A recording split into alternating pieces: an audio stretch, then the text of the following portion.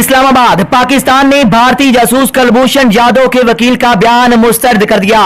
तर्जमान दफ्तर खारजा आयशा फारूकी के मुताबिक कुलभूषण जाधव के वकील हरीश साल्वे ने ऑनलाइन लेक्चर में हकायक के बरक्स बात की है, लिहाजा इनके बयान को मुस्तरद किया जाता है।